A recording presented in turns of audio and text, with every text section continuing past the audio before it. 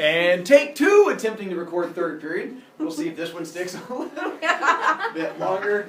We're hashtag winning. This is Monday, March 12th. Let's see. Myth speeches. Once again, if you're at home and you didn't get my reminder of the weekend, myth speeches are canceled. There's no having to worry about that. You can choose to do it for extra credit if you want. It is due by this Friday. Camp permission slips, you have still to turn them in another 3 weeks. Unless you want your friend list, and you have to go back in time. The season story we're going to talk about today, but if you want to, I'm not going to talk about all of it.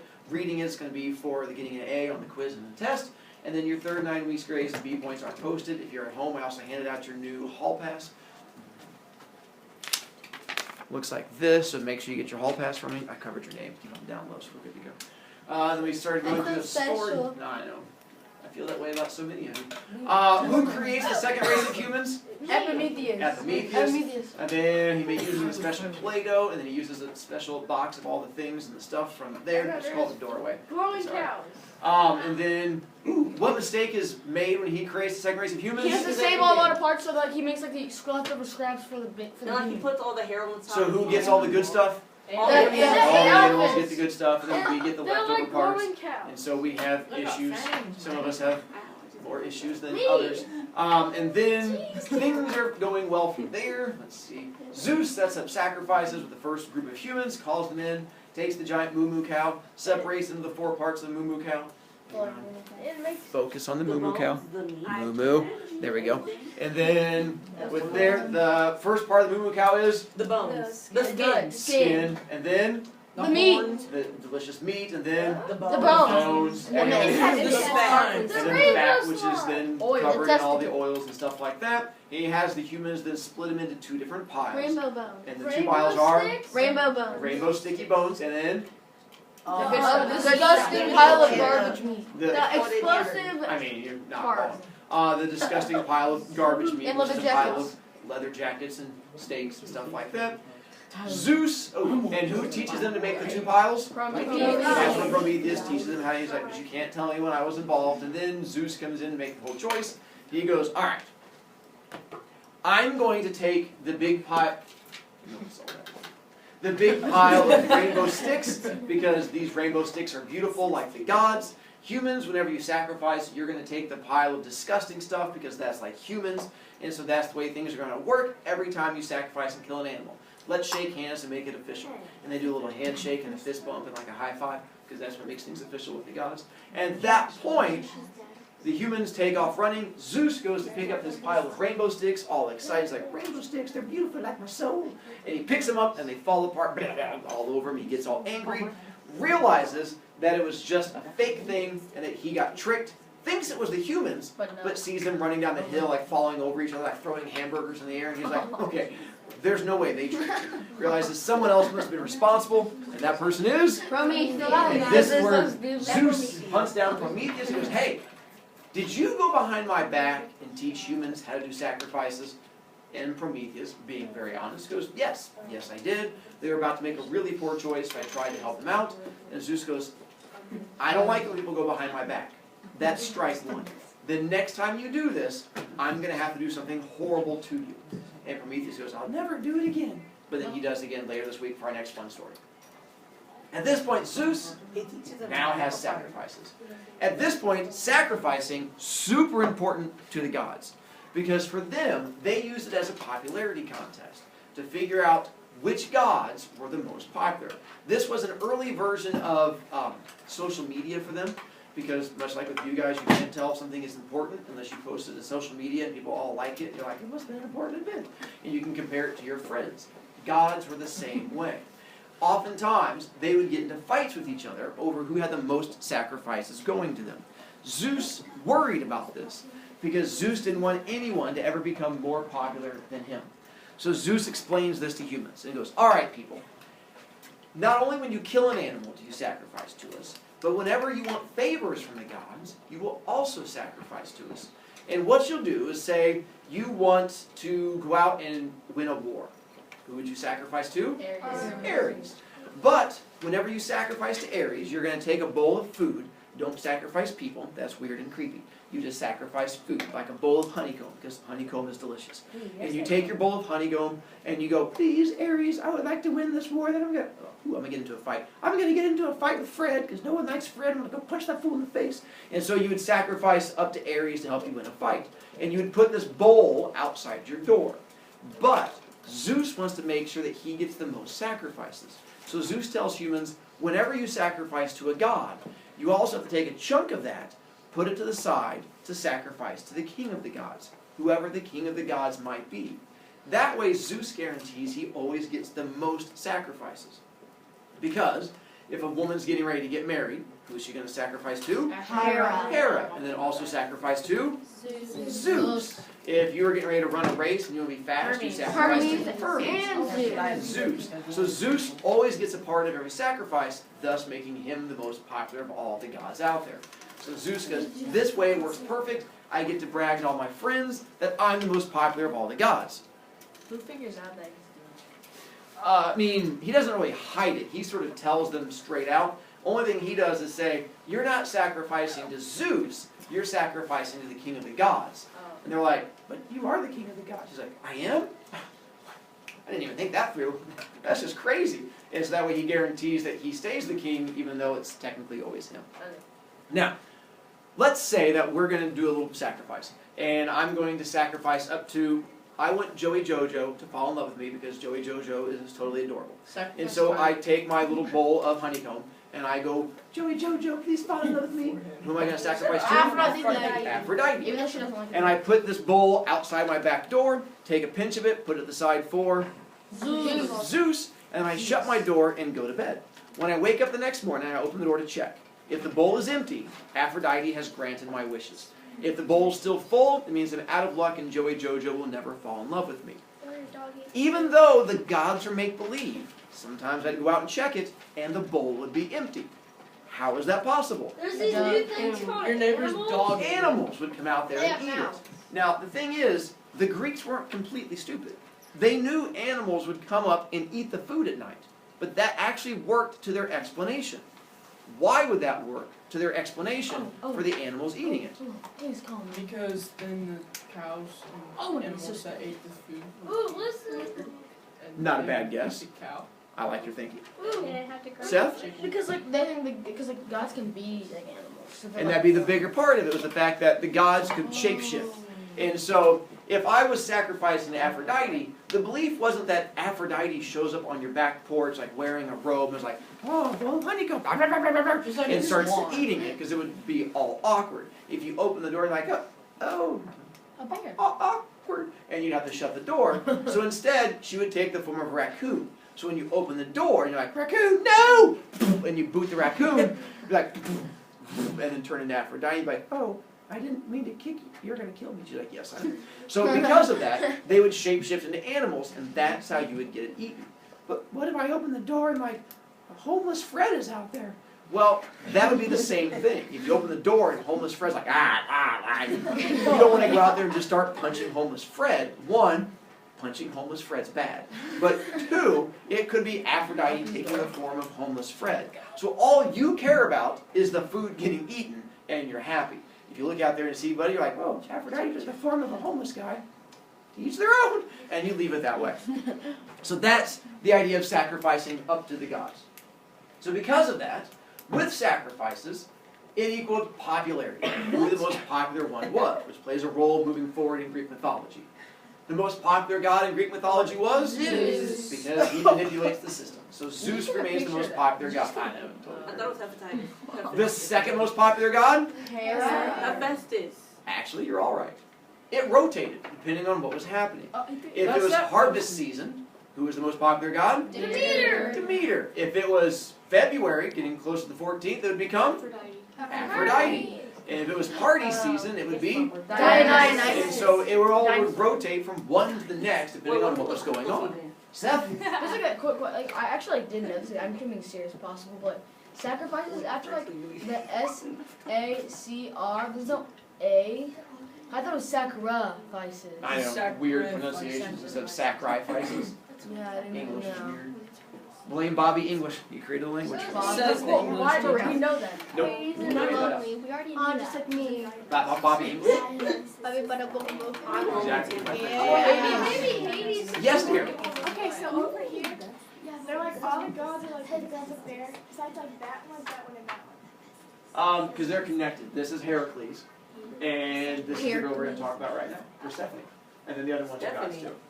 Yep, Or is that Zeus's daughter? it is.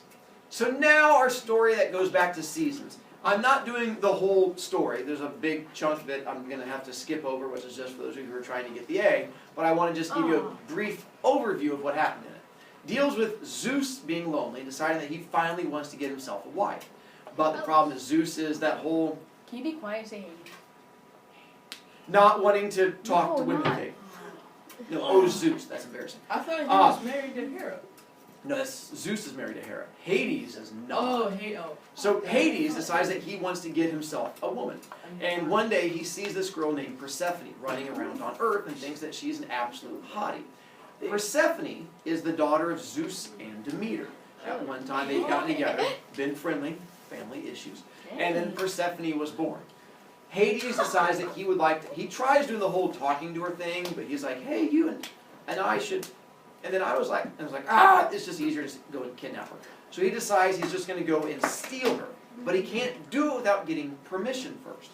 Whose permission does he need? Zeus. Now, why does he need Zeus's permission? Because he's in charge. Because He's he's the God. gods He's the and king his of all daughter. He was gods. like the most. Not because it's Zeus's daughter, but because Zeus is king of all the I gods. thought he was most. So Hades goes to talk to Zeus. He goes, hey, I've decided I'd like to get married. And Zeus is like, congratulations, I'm so proud of you. He's like, who is it? He's like, Persephone. Zeus goes, oh, my daughter? And he's like, yeah. Zeus goes, all right, as long as she's, qualified for it. And Hades goes, well, I haven't actually asked you yet. I'm not good at talking to women. Wouldn't that be And Zeus goes, that's fine. You still have my permission. So Hades decides to kidnap her. Because it's the next best thing. If you can't talk to a woman, kidnap a woman. It's like dating, but you just skip all the talking to them. Please don't do that. And so Hades waits till one day and uses a flower like fishing. And he has this little flower that pops up by the ground, so she comes up and grabs it and pulls her down like you're fishing, but upside down. And she gets pulled down to the underworld and becomes his wife. The problem is, They actually get married. her mom gets really upset. And who's her mom? Demeter. Demeter. When Demeter finds out that her daughter gets kidnapped to become the wife of Hades, she gets all worried and upset, but realizes she can't do anything to stop it. Because in order for this to happen, Hades had to have permission. And who gave him permission? Zeus. So if she goes and tries to get her daughter back, she's going against Zeus, and that's not going to work. What's up, Seth? Why is it crossed out right here? Because that's the god. It's a version of Aphrodite that we don't study. It just confused kids on quizzes, so I crossed it out. Wait, I want to look it up. I'm sorry. It's just another version of it. And so she gets really depressed when she realizes that she's not going to be able to get her daughter back. So she comes up with a way to solve this problem. If someone kidnaps your child and you miss having a baby and you'd like to replace your baby, Adopt. kind of, except there's an easier way than adopting. We just Steal. Kidnap. There you go. It's like adopting, but you skip the paperwork. And so that's what she decides to do. And so Demeter decides that she's going to go kidnap another baby. But she can't kidnap a Titan baby because apparently that's wrong. And you can't kidnap a human baby because they'll just die. So she goes and finds a human baby, and then she finds a way to turn it into a god, which involves like throwing it into a fireplace, which is a great part of the story. But that's one that you have to read your own. But it doesn't work out, and she gets depressed. When Demeter gets depressed, she goes back to her house, sits inside, and just sits around eating ice cream, watching old reruns of Grey's You do Anatomy. that all the time. So, Wait, she watches old. What if it's Achilles? Moving back. Wait, Mr. Brovicast, isn't it Achilles? Because she's Because, she So gets now- hit by the ankle. lower. she's depressed and upset. When she's depressed and upset, the world stops doing what it's supposed to, and a new season is created. Winter. And that's where winter comes in. When winter happens, everything on Earth starts to die off. All the crops die. Nothing can grow. People start to die off. Zeus suddenly gets affected by this. Zeus doesn't care about winter. Zeus doesn't care about humans dying. Zeus doesn't care about crops dying. But something stops happening because of that. The sacrificing. All of a sudden, Zeus's Twitter feed plummets. He's like, what's going on? And he goes out there, he's like, to the humans, he's like, why aren't you guys sacrificing to me? And they're like, we have no food, we're dying. He's like, so? And like, we have nothing to give you. He's like, oh, snap. He's like, well, we got to get that fixed. So he goes into Demeter. He's like, listen, I need you to start doing your job again because my Wi-Fi is now dead and I'm no longer getting my social media feed, which makes me upset. So get on it. And she goes, no, I want my daughter back. So Zeus realizes the only way to make her happy is to give her daughter back. So he goes down to Hades. He goes, Hades, you're going to have to give her back. I made a poor choice. My mistake. Return this girl back up to Earth. So he does. That's why she's like pointing at him. But the problem they is, ate the thingy. she makes a poor choice while in the underworld. And what does she do The while she's fruit down that there? you can't eat. The fruit that you can't eat or you stay. Pomegranate. There you go. You're not allowed to eat food in the underworld. The food of the underworld was thought to be cursed. If you ate the food, you had to stay down there. Now, she ate part of what's called a pomegranate. If you've never seen one, which I I think they're understand, sour. I had not till this. They're really good. It's a type of fruit where the outside looks like a red orange, and when you crack it open, as opposed to slices, it has like little berries on the inside. So imagine a red orange that's full of blueberries that are red, and when you crack it open, all the blueberries fall out. It's a really rough way of that. So essentially, while she was down there, she ate not an entire pomegranate, but she ate some of the seeds, the little berries on the inside of it. So it's because she ate part of a pomegranate, she has to spend part of the year in the underworld. Tate? Isn't that where they like have an agreement where she stays down there for winter and they come up, There she you go. gets all happy? And so because of that, Zeus finds out that she ate part of the underground, well, the food in the underground, and he makes a deal with Hades. Hades goes, listen, she ate food down here. She can't leave. She's mine. Zeus goes, well, how much food? And he goes, well, part of a pomegranate. Zeus goes, ooh, not the whole thing? Hades goes, no, not the whole thing. Zeus goes, fine, all right. So she gets to leave for part of the year, and part of the year she goes back down. So whenever Demeter and Persephone are together, we have summertime. Because she's happy, they're running around, riding roller coasters together, things are going well. And then she worries that her daughter is going to leave soon. She starts getting depressed and upset, thinking about her daughter being gone, and you get? Fall.